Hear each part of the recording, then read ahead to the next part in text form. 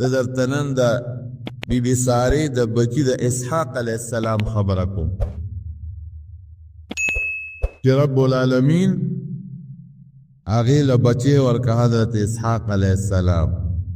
او بنا بر اختلاف لږ اختلاف پکې شته خو راجح قول دا دی چې د اسحاق علیه السلام په اولاد کې خدای پاک 3.5 زره پیغمبران پیدا کړي دا د بی بی سارې اولاد د 3.5 زره بلکې بعض علما 4 زره یادوي 3.5 زره یا 4 زره پیغمبران دا الله د بی بی سارې په اولاد کې پیدا کړي او ډېر لوی وطن او ډېر لوی قوم خدای پاک د هغې نه آباد کړي دا ولې دی د رب العالمین دپاره د رضا دپاره وطن پرېښود او هجرت یې وکړه بی بی ساره ابراهیم علیه السلام چې څنګه راووتل د وطن نه او د کلي نه لاره کې کله یو ځای دمه کوي او کله بل ځای دمه کوي هغه زمانه کې آبادي د ځمکې دومره نه وه لکه دا اوس چې څومره ده ځکه د نوح علیه السلام طوفان تیر شوی او خلک غرق شوي او بیا د نوح علیه السلام اولاد کې ځای په ځای لږ لږ خلک پیدا شوي یو ځای کې لږ مسلمان خلک بل کلي کې لږ خلک بل کلي کې لږ خلک ابراهیم علیه السلام چې به کوم کلي رته نو په هغه کلي کې به د رب العالمین د توحید د عقیدې د الله د یووالي او څه احکامات چې د الله د هغې تبلیغ او دعوت به چله رالل بیت المقدس ته د شام ځمکه کې بیت المقدس د علاقه د دې له راله د دې ځای نه مصر ته لاړل مصر کې یو بادشاه و ظالم د مصر د هر بادشاه لقب فرعون و فرعون او دغه وخت کې چې کوم فرعون و د ده نوم سنان و د موسی علیه السلام په زمانه کې چې کوم فرعون و د هغه نوم مصعب و مصعب ابن ولید ابن ریاد او د ده نوم سنان و دا یو ډېر ظالم او ډېر خراب سړی او بدعمله سړی و ده ته چې اطلاع ورکړه چې یو سړی دی او مسافر دی او ډېره ښایسته ښکلې ښځه ده ورسره او ډېره خوبصورته ده د دې بادشاه قانون به ده چې په لاره به کوم سړی او ښځې ولیدل او ښځه به یې خوښه شوه نو که ورته به یې وی چې دا مې خاوند دی نو خاوند به یې وله وجه او ښځه به ته یې غشته او که وی به چې دی خاوند نه دی رورې دی نو بیا به یې ورته غږ نه کوه به یې نه وجه او خاوند به یې د ښځې وجه ابراهیم علیه السلام پوه شو چې دا خو موږ په بل مصیبت کې گرفتار شو وطن هم پرېښو هجرت هم وکړه په مخ د ځمکه لومبي هجرت ابراهیم علیه السلام او بی بي سارې غورې کړلی د دې نه مخکې چا هجرت نه دی کړی دا لومبي هجرت دی دا خو په بل مصیبت باندې یو مصیبت نه دی بل مصیبت دا به څه کېږي دې ښځې ته وایي دې خپلې بي بي ته وی په مخ د ځمکه زما او ستا نه بل څوک مسلمانان نشته نو ته زما دیني خور یې ښځه مې او دیني خور مې د اسلام نبی علیہ السلام هم فرمایي قرآن شریف کې الله فرمایي انما المؤمنون اخوة چې مسلمان سړی مسلمان ښځه دا په خپل مابین کې دیني رور او خور دی نو په مخ د ځمکه زما او ستا نه بل مسلمان نشته نو ته زما خورې د دین په لحاظ نو که دا بادشاه دی د بادشاه کارنده دی نه تپوس وکړي چې دا سړی دی څه دی نو ته به ورته وایې چې دا مې رور دی دروغ خبره نه ده او ما نه هم تپوس کړی دی ما ورته ویلي چې دا مې خور ده نو ما به دروغجن کښېنه ډېره ښه یو روایت کې راځي چې ابراهیم علیه السلام یې جیل کې واچو او بل ځای راځي چې دته وې ده په مخه دی ښه نو دی غریب لار یو ځنګل کې دی یو اونې لاندې کېناسته او دا بیبي ته بوتله بیبي ساره خوبصورته ده ښایسته ده هوښیار هم ده حضرت ابراهیم علیه السلام الله ته لاس اوچت کړ ای زما پروردګاره د بې کسو او د مظلومانو امداد کوونکی الله دی الله زما عزت زما ابرو او زما حیا ستا په لاس کې ده دا د چا په لاس کې نه خدایا ستا د رضا دپاره ما هجرت وکړو او زما بیبیم ستا د رضا دپاره هجرت وکړو الله نن مونږ د ځان امداد نشو کولی که امداد کې پروردګاره ته به کې مونږ بې کسه او مظلومان او بې څوکه یو څه نشته الله زما عزت او زما حیا او زما بیبي الله دا ټول ارڅ ستا په لاس کې دي الله زما مدد وکړه او زما حفاظت وکړه بیبي ساره چې څنګه د ظالم بادشاه د مصر ځان ته نږدې کا او طلب یې کا چې دې ته لاس ور واچوي نبی کریم صلی اللہ علیہ وسلم فرمائی حدیث پاک کے راضی کہ خدای پاک پہ فالج راوست پا بادشاہ باندے لا سے کار پریخاو او خپیم کار پریخاو دا او نیغ زمکی للال پزمکا پریود سردلان نی پزمکا پریود لا سو خپی کار نکی فالج وات یو سنگ سردلان دی پزمکا پریوت بی بی ساری تاوی وید ایسے چلو کو او خیرہ دی راتا اپلا او حضور پاک فرمائی چی بی بی ساری دغلتا اللہ تسوالو کو چی خدای کدا سالی ملشو وی بکی دی خدی ملک لے والا پا مریضولو کو کس چلیو کو پلوی غم کی باورم نو خدای دا مرگ نے بچ کے اول تا غدر خاصو کو اے خزی بیا در تلاس ناچو او ما معاف کا بی بی سارے میں ما معاف کرے کہ معافی کرے بیا ٹک شو برابر شو اگا شیطانی اثر خی پا ذہنوی دوبارے نیتو کا جلاس ورطا ورواج چی بیا و تکر لاس ورا چاو بیا پزمکا پریوت لاس و تاروون رسید پزمکا بیا پریوت او دا اخباو دا لاسونا علاوڑ پریوت یو غرض یو کو بیا بی بی ساری تے درخواستو کو ویدا تا ما تا خیر اکڑا او دے دل میں معاف کا بیا بدا سے نکوم حضور پاک فرمائی کہ بی بی ساری من اللہ تسوالو کہ یا اللہ کدی حلاک شو دے مر شو خلق بوچے دے خدے مرکا دا با پلوے غم بونو خدا تے روفت کے بیا ٹک شو پدرین دلے بیا دا چلو کا او بیا درخواستو کو بیا جوڑ شو آخرہ کے اگا خپل پولیس والے راو غفتل وی تاسو مال انسان نه دی روستے مالم کے تا پیرے روستے دا چلاس وقت چون پا ما سے چل کی گی تا پوستے کی خد سو کے نم دے سدے وی زما سارا نم دے او ما در تا دزان او د خاون د خلاصے دو دا پارا خبر کڑیوا دا چے کم سلے دے دنم ابراہیم دے او دا دا خدای پیغمبر دے او دا ما خاون دے دینے میں رور دے واسے میں خاون دے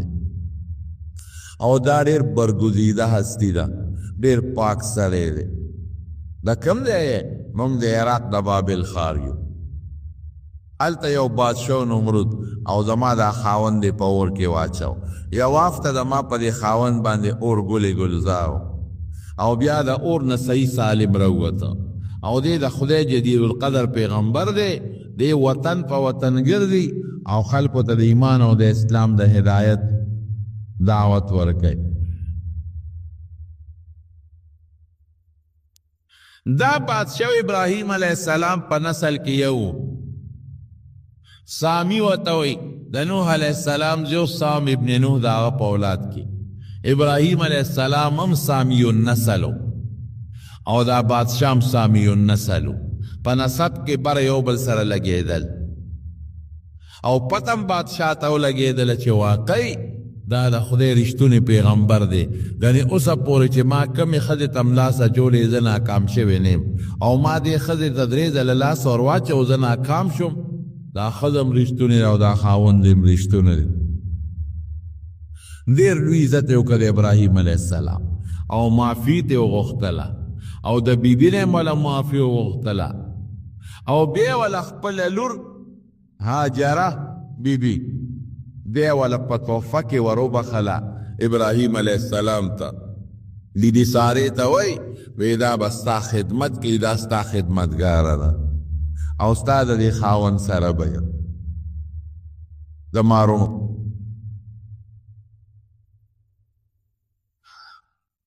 ابراهیم علیہ السلام څه وخت په دې مصر کې تیر که او بیا دغه بیبي هاجره او بیبي ساره دا دواړه ځان سره را روانې کړې او واپس بیت المقدس ته راغی. زمارونو چې یو انسان دا څه مصیبت دی، بس بندې که درې کو دا سب موږ دې په دماغ بس بندې ویې لوډ سپیکر بند تاسو لوډ سپیکر دی جمعه خراب اوسه به ټیک نه شو.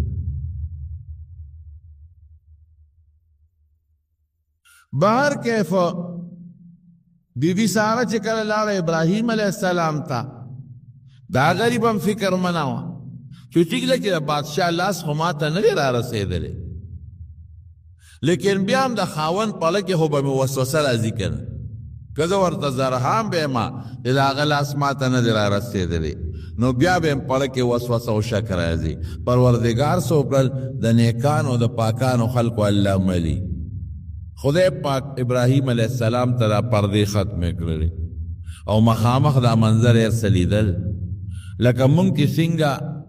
قبر کې مسلمانان کې ښودلی شي نو د رسول الله صلی الله علیه وسلم او د دې سړي په منځ کې به پردې ختمې شو دي به نبي علیه السلام مخامخ ووینو. فرشتې به یې تپوس کوي دا مخامخ چې درته ښکاري دا څوک دی؟ نه دا داسې ټیک دی روانې هغه ځای نه دی بټن کې روانې دی بس پرېږدي خو دا نه کوي کار هسې دماغو باندې بوجه شي. پرده پلو کړې وه بیبي ساره ورله او خپه ده غریبه جاړي چې زما د خاوند خو هر څه جي په زړه کې خو یو غم راغی یو دک راغی پریشاني راله وی سړیه ګورې الله د هغه کافر ظالم ذلیله که هغه خدای پاک رسوا که او د هغه لاس ګورې ما ته نه دی را رسېدلی. ابراهیم علیه السلام ورته وی ښځې دا خبرې مه کوه ما ته الله مکمل پردې اخوا کړلی او ما ته تم ښکارېدلی او ما ته بادشاه هم ښکارېده زه په زړه کې مطمئن یم الحمدلله د خدای پاک ډېره لویه سنه او برکت.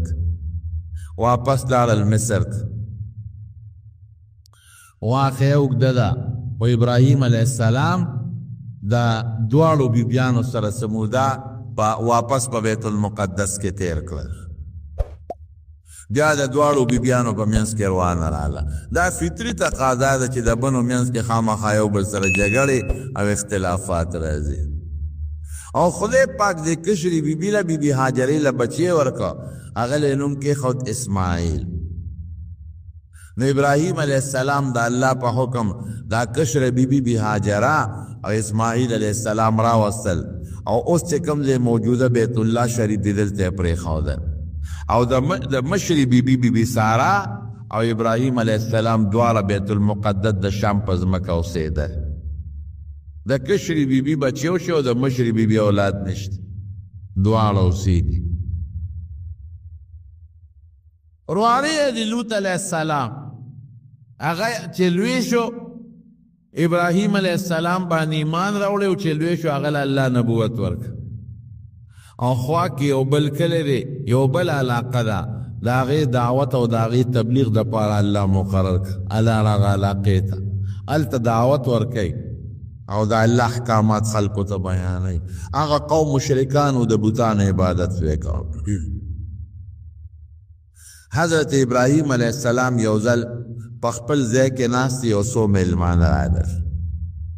په خشته ښکلې مزېدارو شکلونو باندې چې څنګه راغلل قرآن شریف کې الله تعالی فرمایي ولقد جاءت رسلنا ابراهیم بالبشرا. ابراهیم علیه السلام ډېر مهمان نواز چېرته په زندګۍ کې ابراهیم علیه السلام بغیر د میلمنه ډوډۍ نه ده خوړلې. ډوډۍ به د میلمنو سره یو ځای خوړه که هېڅ څوک به نو په لار کې به ولاړو او لرې به یې سوپسۍ کړ ای ملګري دلته راشه چې رابغې وی راځه ما سره ډوډۍ وخوړه یاره جي زه خو مول یم یا یو نوړی به خورې خو ما سره به ډوډۍ خورې.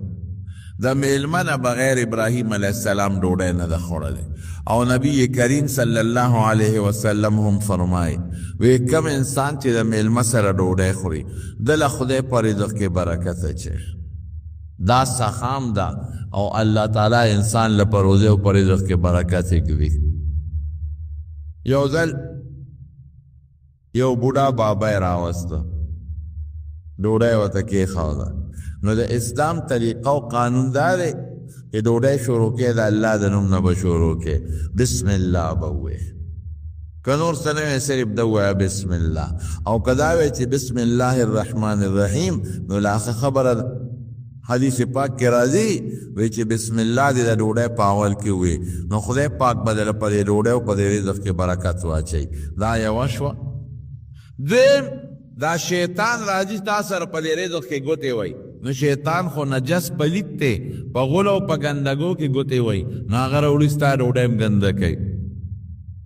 نه ګوره ډېر خلک اکثر داسې خرابې او څخه بیماری پرې راځي دا ولې دا موږ د اسلام او د شریعت د آداب او خیال نه ساتو شیطان په ډوډۍ کې ګوتې وایي په ترکاری کې او په روجو کې ورته د شیطان هغه پلیته ډوډۍ وخورئ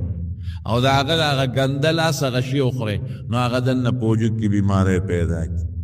نو بسم الله کې د ډوډۍ په اول کې وی نو شیطان به پکې ګوتې نه وي دا بسم الله د شیطان لپاره یو قلا ده ډوډۍ به دې پاکه وي پلیته به هم خېټه کې روانې به نه کوي او د شیطان د هغه پلیت لاس اثرات به په ډوډۍ کې نه راځي نو بعضې بیماری د شیطان د هغه پلیت لاس د وجې نه پیدا کېږي د هغې نه به دې خدای پاک محفوظ وساتي یو ځل حضور پاک صحابه کرامو سره ناستو ډوډۍ خوړله یو باندیسي راغی یو صحابي فرمایي وی ډوډۍ ډېره زیاته د برکت وه مونږ لږ یو خوړم او خلاصېدله نه وی یو باندیسي راغی په یو دوو نړو کې خلاصه کړه وی داسې ډوډۍ هم چېرته نه ده لیدلې چې په اول کې برکت لري او وروسته بې برکت دی وی حضور پاک وفرمایل چې دا ډوډۍ مونږ شروع کړه مونږ پې د الله نوم واغشت نو شیطان پکې نو برکت و پکې او چې دا باندیسي راغی د ګوتې یوړې د خدای نوم وانغشت نو الله برکت ختم وکړ یو بل حدیث پاک کې راځي نبی علیہ السلام ډوډۍ خوړه سره د ملګرو دې کې یو باندیسي راغی هغه ډوډۍ شروع کړه حضور پاک وخندل چې وی خندل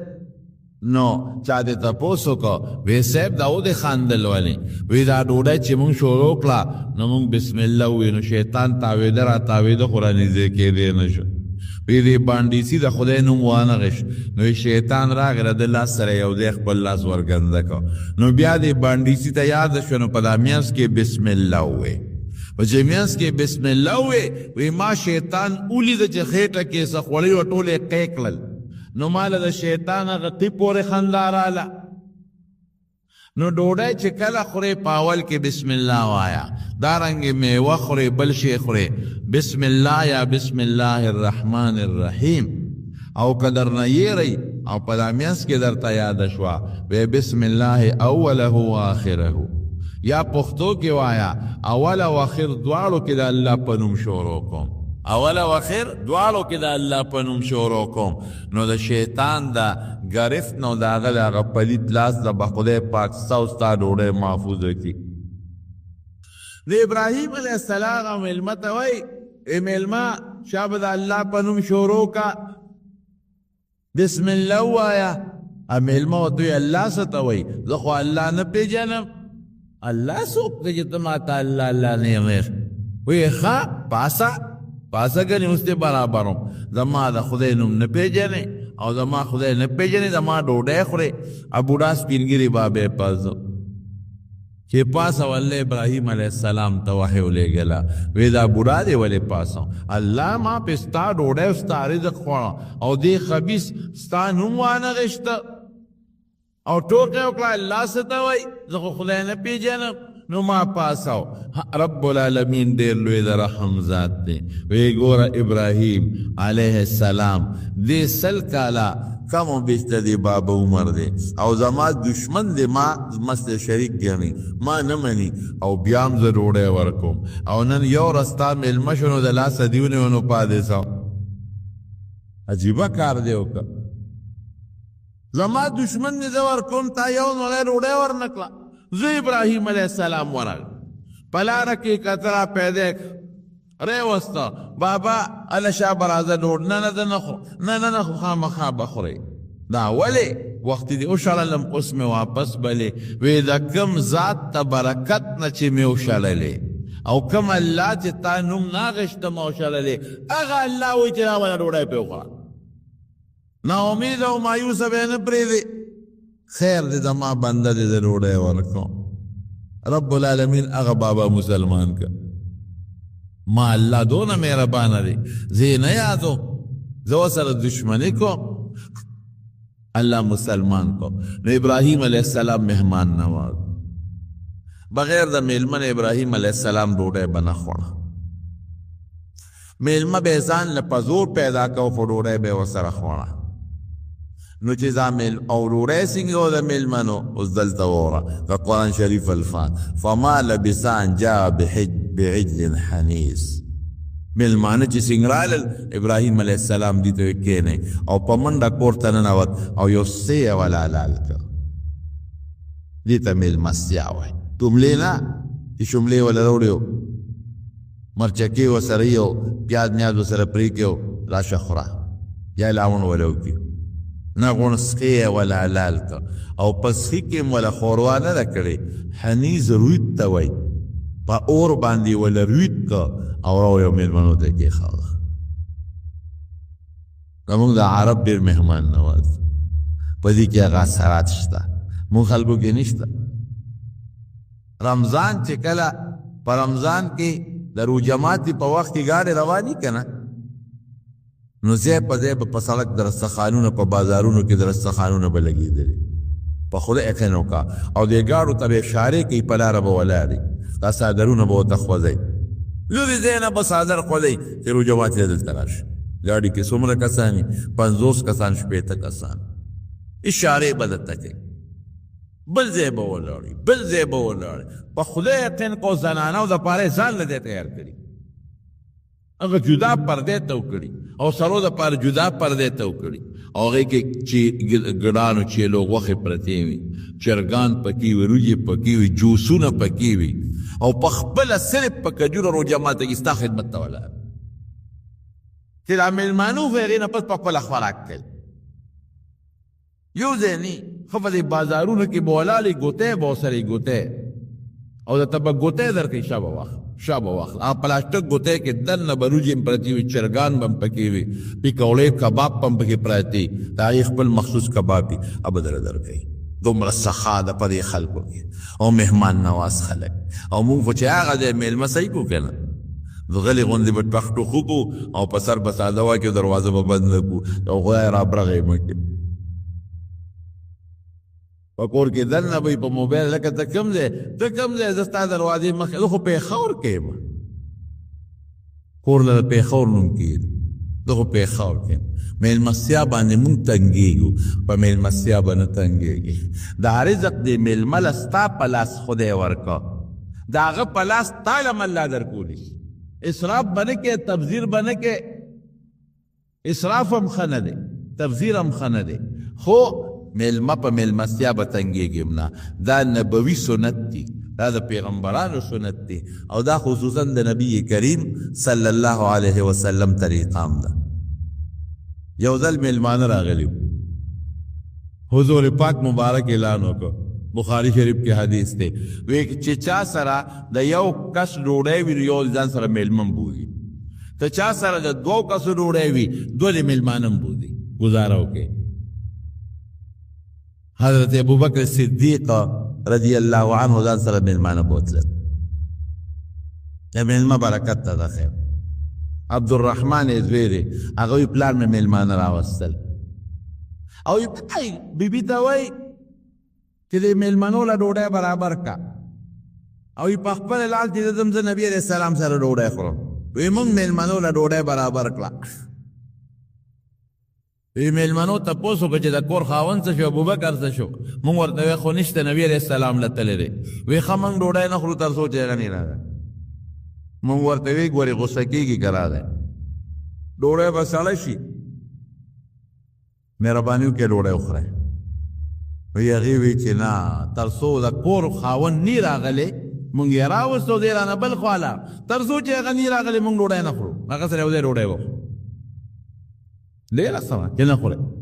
عبدالرحمن وی د ابوبکر صدیق رضی الله عنه زوی دی وی د پلار په مزاج خو زه پوهېږم چې غوسه کېږي به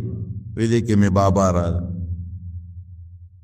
وی چې څنګه راغی وی زه خو د کټ لاندې کوټه کې پټ شوم چې ما ته به غوسه کوي چې تا په مېلمنو ډوډۍ ولې نه راخوړلې او حالانکې مېلمنو په خپله نه خوړم. وی بیبي ورته وی چې ته چېرته لاړې د مېلمنو نه ولې وی مېلمنه خو ډوډۍ نه خوري مونږ ورته ډوډۍ پېښ کړو دوی نه خوري بس غصه شو هغه مېلمنو له راغی تاسو ډوډۍ ولې نه خورئ وی ته نه وې نو ستا نه بغیر مونږ ډوډۍ نه خورو وی زما د قسم یې کمه وخوړه ډېره خورم نه تاسو ته به ډوډۍ کېښودی شوه نو او دا پکار هم ده چې مېلمه ته ډوډۍ کېښوده نو زر خوره ځکه ډوډۍ چې سړه شي بیا ګرمول خو مسله ده. وی مېلمنو وی ښه چې که ته نه خورې زمونږ هم نه قسم یې چې مونږ یې هم نه خورو مونږ دې راوستو ته مونږ سره نه خورې قسم دې خوړه مونږ یې هم نه خورو. عبدالرحمن وی ما پسې چغه وواله چې روزار دی کې چې وی زه راووتم تا ولې دې ډوډۍ نه ورکول مې چې صاحب مونږ خو د ډوډۍ کېښوم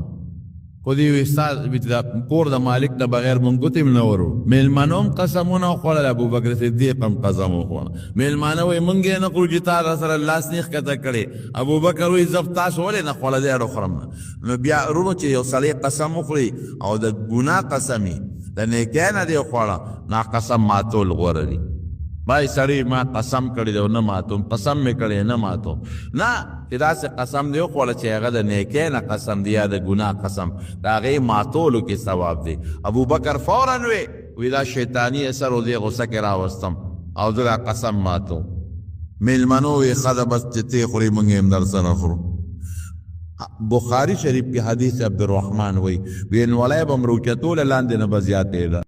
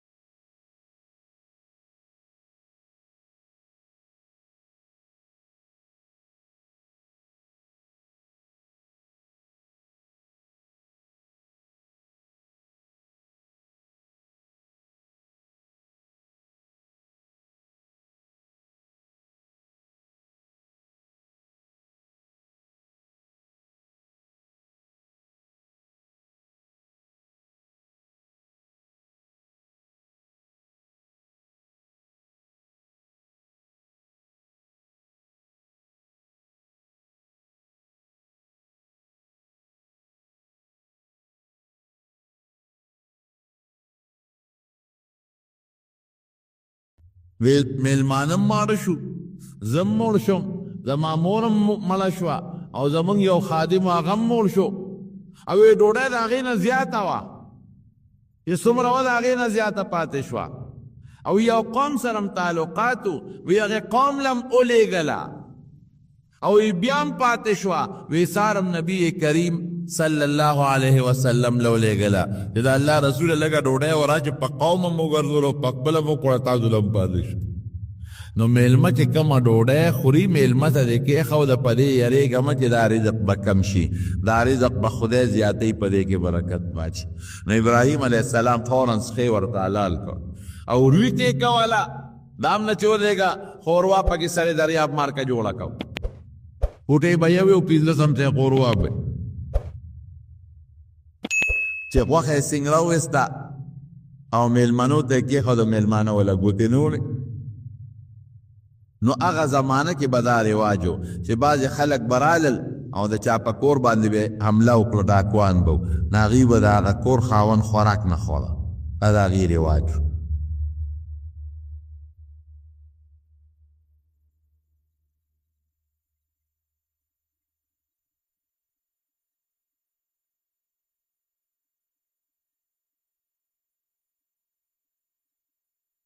کور مالکان مړم کی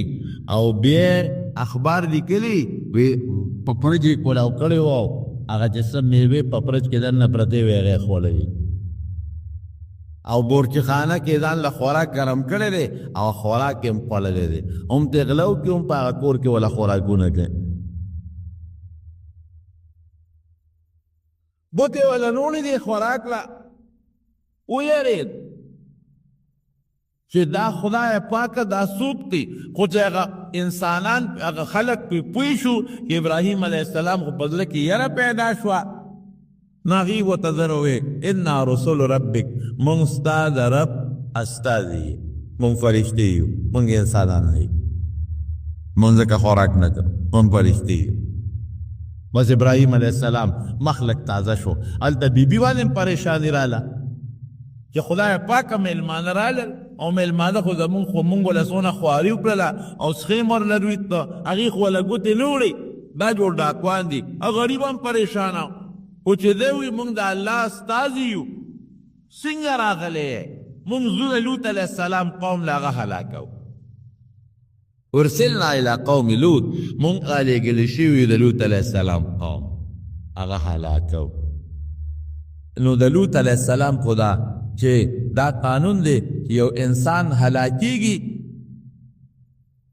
یو انسان هلاکیږي ټول قوم نه د مونږ د پښتنو خبره او چې سره پکې لامدم سو دي زه سره فورا د خپل لوط علیه السلام در واره غم شو چې دا قوم هلاکیږي زما واره به څه کېږي زما در واره بچي به څه کوي او د هغه خاندان به څه کوي هغوی سره به څه کوو نو دا فرشتې ورته وي مونږ ته د الله له طرف نه دا حکم شوی دی چې لوط علیه السلام او د هغه خاندان به بچ کوو هغې ته به نقصان نه رسېږي مګر یوه ښځه د لوط علیه السلام چې هغه د کافرانو ملګرې ده هغه به ورسره وجنو یو ښځه به ورسره وجنو باقي به لوط علیه السلام او د هغه خاندان بچ کوو او دلته کې څه چل کوي بیبي ولاړه او پریشانه وه هغې له زیرې ورکړو وی تا له زیرې درکو وبشرناه باسحاق ومن وراء اسحاق یعقوب وی تا له زیرې درکو تا له به خدای پاک یو بچی درکوي د هغه بچي نوم درله الله ایښودی دی پروردګار اسحاق بې نومې او هغې بچي له به خدای بل بچی ورکوي ستان وصیب هم پیدا کیږي د هغه نوم هم الله ایښودی دی یعقوب به ګوره د الله نظام هغه زمونږ پښتانه وایي د هغه او خادر ورو خوري هم په دغه یو ورځ کې د لوط علیه السلام قوم هلاکوي او په دغه ورځ کې د ابراهیم علیه السلام بیبي له بچی ورکوي یو ټیم دی او داسې زیرې ورکوي چې زوی به دې کېږي لور هم نه په لور باندې بعضې عقیده ورته چې خدای پاک به اولاد درکوي نو اولاد کې زوی هم کیدی شي او لور هم کیدی شي نه زوی به الله درکوي او د زوی دپاره یې ولې د نوم انتخاب هم وکړه چې نوم الله برنه ایښودی دی او بیا دایم یو سړي ته وایي چې الله به زوی درکړي یا زوی پیدا شي امکان لري چې دا ماجدې په ماشوموالي کې مړ شي هسې نه نابالغه مړ شي یا بالغ شي مړ شي الله وایي نن وصی به دې کېږي او د نوسي نوم هم الله مقرر کړی دی په اسمان کې چې یعقوب دی دې نه دا معلومه شو چې دا زوی به دې بالغ کېږي دی ماشوموالی کې نمري او دی به وادم کوي او د واده نه پس به زویم کېږي. نو بی بی سارې وخندل فضحکت فبشرناه باسحاق وی خندل الیدو انا عجوز زه خو بوډی ښځی یم. دغې وخت کې د دې عمر څومره یا یو لسکم یا پنځه کم سل کاله لسکم یا پنځه کم سل کاله وهذا بعلی شیخه او خاون من بوډای د شپږو شلو کالو دی. نو دی د شپږو شلو کالو دی او زه د پنځه کم یا لسکم سلو کالو یم او زه خو شن دی زمونږ بچي به څنګه کېږي اولاد به څنګه کېږي. فرشتې ورته وایي دا د الله فیصله ده. بچي د چا په اختیار کړي؟ د الله. مونږ وایو دا بچي او دا بعضې خلک په دې دغه کې ناست دي دا نجومیان په اخباراتو کې اشتهارات چلی ما لراشی دوی ورکوم 2 زامن ورکوم 3 زامن ورکوم او ګرنټۍ سره ورکوم ګرنټۍ سره دوی ورکوم. هلکه ګرنټۍ سره څوک دوی ورکولی شي؟ نشي ورکولی. له قرآن شریف وینا ده الله وایي یهب لمن یشاء اناثا ولمن یشاء الذکور. چاله نارینه ورکوم او چاله جینکۍ ورکوم. دا الله فیصله ده.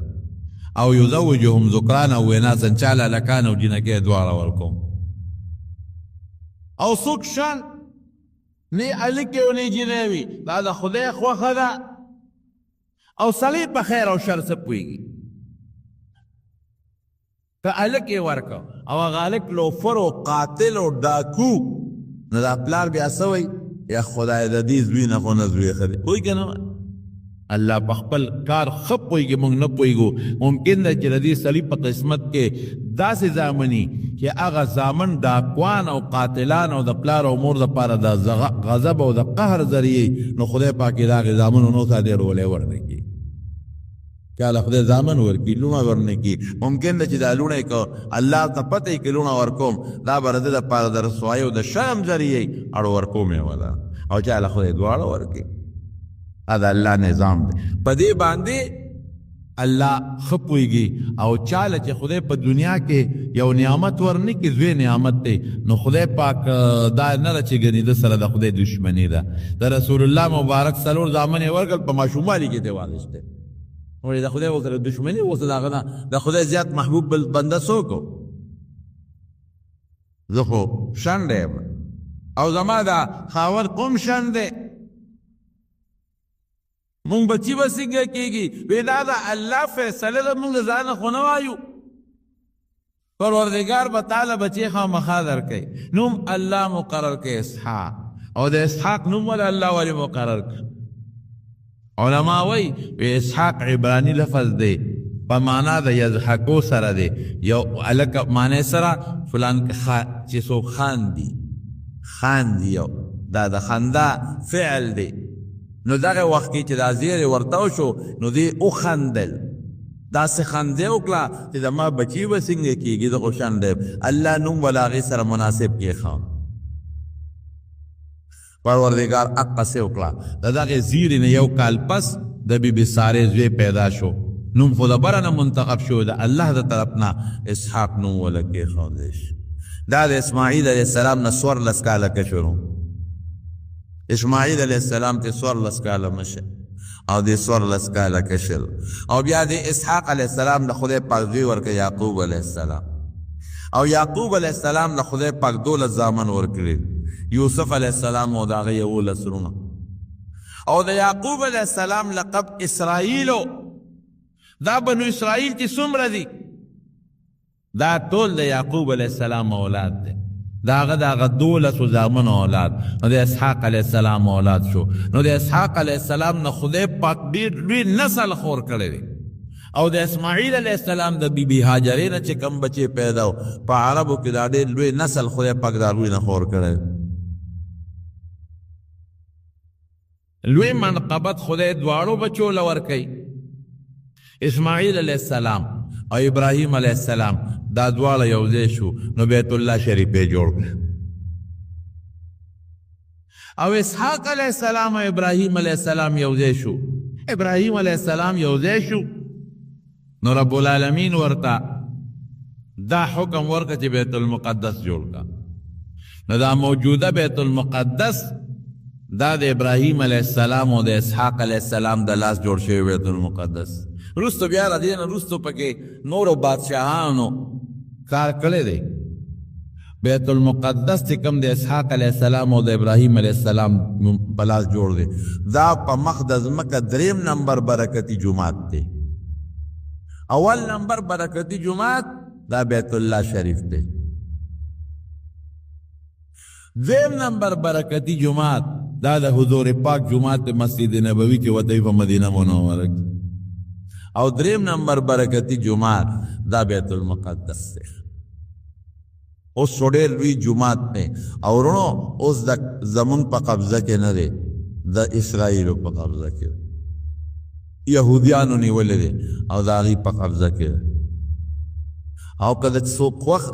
خوښې وي نو مانځه ته خلک پرېږدي، او چې کله یې خوښه نه وي نو مانځه ته ورته څوک اړو پرېږدي نه. او دا موجوده بیت المقدس دا هم هغه دی چې کوم د ابراهیم علیه السلام د اسحاق علیه السلام د لاس دی، خو دا وروسته بیا سلطان صلاح الدین ایوبي جوړ کړی دی. دا موجوده بیت المقدس د سلطان صلاح الدین ایوبي د لاس دی. زموږ حضرت شیخ صاحب رحمه الله هغه فرمایل، هغه وایي زه تلیم د بیت المقدس جومات، وی په دې جومات په دې دیوالونو باندې ټایل لګولی او یې ناشنا ټایل دی.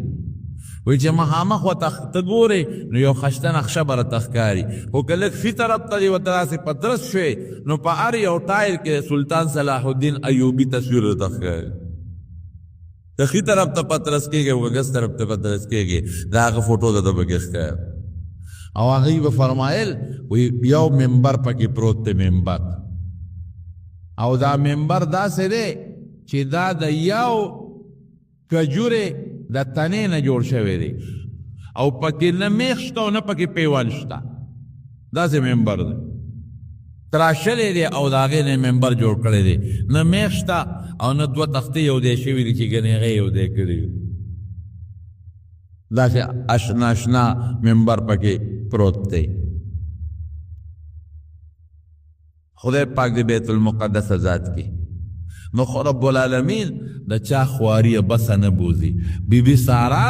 د خپل خاوند سره هجرت وکړه، په مخ د ځمکه لومبې هجرت دې وکړه، نو الله ورله وښوله دعاګانې به یې کولې چې خدایه موږ له بچې راکړه، یا الله موږ له بچې راکړه، یا الله موږ له بچې را. د بچي سوال به کوې، په دې خدای پاک خوشحالېږي، خفه کېږي نه. نو خدای پاک په بوډاوالي کې بچې والا ورکړه، او داسې بچې والا ورکړه چې هغه پیغمبر شو اسحاق، او د نوم انتخاب هم الله وکړه. او ورپسې بل بچې نوسی یعقوب علیه السلام هغه پیغمبر، او د هغه نه پس بیا چې کوم بل د نوسی زوی حضرت یوسف علیه السلام هغه پیغمبر، او په نسب کې 3.5 زره یا 4 زره پیغمبران خدای پاک پیدا کړل. خواري د چا بس نه ګرځي. نو که تا نه څوک تپوس وکړي چې بیت المقدس چا جوړ کړی دی، په دې پرچو کې اکثر سوالات راځي، نو ته به ورته په جواب کې څه وایې چې دا ابراهیم علیه السلام او اسحاق علیه السلام جوړ کړي، هغې دواړو په شریکه جوړ کړی.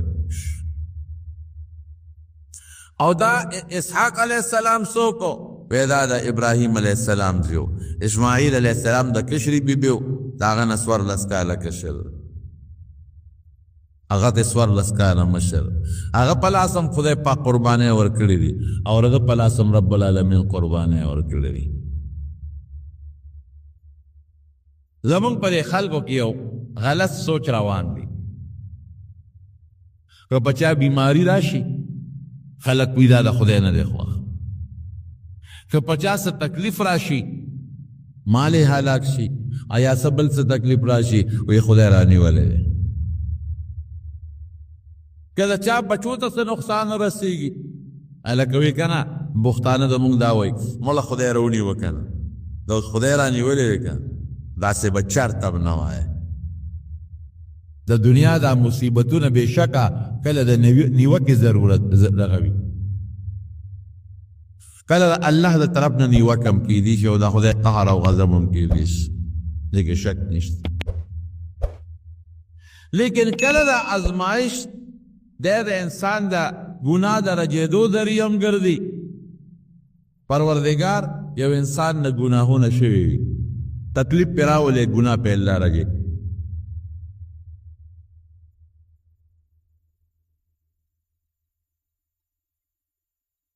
او کله د دنیا دا تکلیفونه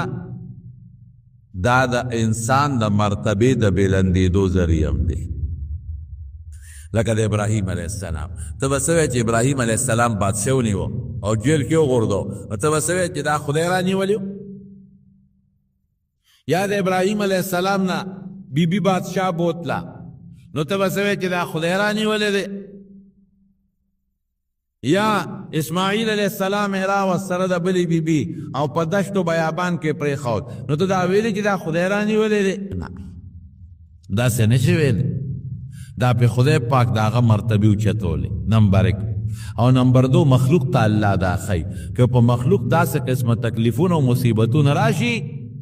نو مخلوق به الله ته فورا رجوع کوي او ځان ته به ابراهیم علیه السلام را مخکې کوي ابراهیم علیه السلام به ځان ته را مخکې کوي ماله چا چټ راکړی دا مې ځکه وی په دې زمانه کې په دې مسلمانانو باندې ابتلاعات راغلي لکه په افغانستان کې یا په عراق کې یا دلته کې په بعضې علماو باندې او په نیکانو وی بعضې خلک وایي چې دا خدای رانیولي دي نو ما ځکه دا خبره وکړه چې دا خبره غلطه ده په احد کې او یا کسان صحابه کرام شهیدان شو دا بل مثال در کوم او د حضور پاک مبارک تر حضرت حمزه رضی الله عنه په څونه بې دردۍ شهید شو دا ویلی چې صحابه خدای رانیولي دي شهادت د مسلمان دپاره خو د خدای نیوکه نه ده که یو مسلمان شهید شي او په دې رب العالمین دا مسلمان جنت ته رسي او جنت الفردوس به الله ورکوي نو د دنیا مصیبتونه او تکلیفونه کله د خدای نیوکه وي بېشکه الله پہ زور ورکی بندلا او لیکن کله کله پہ خدای پاک د بنده نه گناهونه رجی او کله پہ رب العالمین د بنده د پاره مرتبه بلندی یو حدیث پاک کې راځي نبی کریم صلی الله علیه وسلم فرمایي وی بعض وخت کې د یو بنده د پاره الله تعالی په جنت کې یو لوی مرتبه مقرر کړي وی دی هغه مرتبه ته په خپل عبادت نشي رسیدي دومره عبادت دی نشي کولی چې هغه مرتبه ته ورسي نو الله په دنیا کې تکلیفات راولي دا هغه تکلیفاتو په برکت رب العالمین هغه مرتبه ته ورسي او بیا د دنیا د تکلیفاتو خدای په دنیا کې هم اجر ورکوي او په آخرت کې هم ورکوي دا ابراهیم علیه السلام له څونه اجر میلاو شو ټیک ته تکلیفات ډېر زیات کیر شو وطن یې پرېښود مور پلار یې پرېښودل اور ته هم غریب پرېوت بچې ماشوم هم د بیت الله خواله راولي او دلته کې په دشت و بیابان کې پرېږدي بیا دا بچې الالولو دپاره هم سملی لیکن خدای پاک څونه لویه مرتبه ورکړه د څلورو زرو پیغمبرانو نیکه دی او د موږ د دواړو جهانو سردار پیغمبر محمد مصطفی صلی الله علیه وسلم د ابراهیم علیه السلام په نیکوالی فخر کوي فخر